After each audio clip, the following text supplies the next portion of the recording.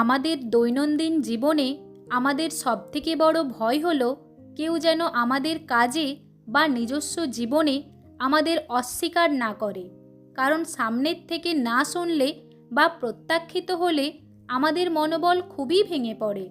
তাই আজ আমরা তরুণের গল্প থেকে জানব কিভাবে এই নাকে হ্যাঁতে পরিবর্তিত করা যায়। এক গ্রামে তরুণ নামের এক ছেলে ছিল। সে খুবই প্রতিভাবান এবং চিত্রকলার প্রতি তার গভীর এক ভালোবাসা ছিল। তার স্বপ্ন ছিল বড় এক চিত্রশিল্পী হওয়ার। সে প্রতিদিন ঘন্টার পর ঘন্টা ছবি আঁকত, কিন্তু তার আঁকা ছবি তেমন ভালো হতো না। সে যতই চেষ্টা করত ততই হতাশ হতো। তরুণ শুনতে পেল যে এক নামকরা চিত্রশিল্পী কাছে কোনো এক শহরে থাকে। তিনি ছিলেন একজন বিখ্যাত শিল্পী, যার কাজ বিশ্বের অনেক বড় গ্যালারিতে প্রদর্শিত হয়েছে। তরুণের মনে একটি পরিকল্পনা তৈরি হলো। সে ঠিক করল সে ওই ব্যক্তির কাছে গিয়ে তার কাজের শিক্ষা নেবে এবং নতুন কিছু কৌশল শিখবে।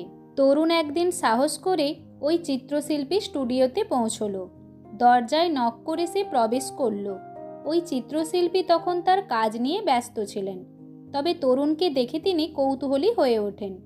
তরুণ তখন তার নিজের আঁকা কিছু ছবি ওই চিত্রশিল্পীর সামনে রেখে বলল, স্যার, আমি ভালো আঁকতে পারি না, তবে আপনাকে আমি আমার কিছু কাজ দেখাতে চাই এবং আপনার কাছ থেকে কিছু শিখতে চাই। ওই চিত্রশিল্পী ছবিগুলি একদৃষ্টিতে দেখতে লাগলেন। তারপর কিছুক্ষণ নীরব থেকে বললেন, তোমার আঁকা ছবিগুলিতে গভীরতা নেই, তবে আমি তোমার মধ্যে গভীর আবেগ এবং প্রচেষ্টা দেখতে পাচ্ছি। তুমি যদি শিখতে চাও তবে আমি তোমাকে শেখাবো। ওই চিত্রশিল্পী তরুণকে আঁকা শেখাতে রাজি হওয়ায় সে খুব খুশি হলো। তখন থেকে সে রোজ কঠোর পরিশ্রম করতে শুরু করলো এবং সে প্রতিদিন নতুন কিছু শিখতে চেষ্টা করত। ওই চিত্রশিল্পী তাকে চিত্রকলার নানান পদ্ধতি এবং কৌশল শেখাতে লাগলেন। এইভাবে কয়েক মাস শিক্ষা নেওয়ার পর তার আঁকা কিছু ছবি সে প্রদর্শনীতে দিল, কিন্তু গ্যালারি কর্তৃপক্ষ তার কাজকে খুব একটা পছন্দ না করে তাকে ফিরিয়ে দিয়েছিল। এই ঘটনায় সে প্রথমে কিছুটা হতাশ হলেও সে ঠিক করল সে হাল ছাড়বে না। সে আরও কঠোর পরিশ্রম করতে শুরু করলো। আর এই কঠোর পরিশ্রমের ফলে ধীরে ধীরে তার আঁকা ছবিতে এক নতুন গভীরতা এবং শৈল্পিক সৌন্দর্য দেখা দিতে শুরু হলো। তরুণ বুঝতে পারল তার কঠোর পরিশ্রম এবং চিত্রকলা শেখার এই উদ্যোগ সফল হচ্ছে। কিন্তু সে এখানেই থেমে না গিয়ে আরও পরিশ্রম করতে শুরু করলো, কারণ সে জানত তার বহু পথ যাওয়ার বাকি আছে। এভাবে আরও কয়েক মাস কাটার পর একদিন তরুণ একটি চমৎকার সংবাদ পেল।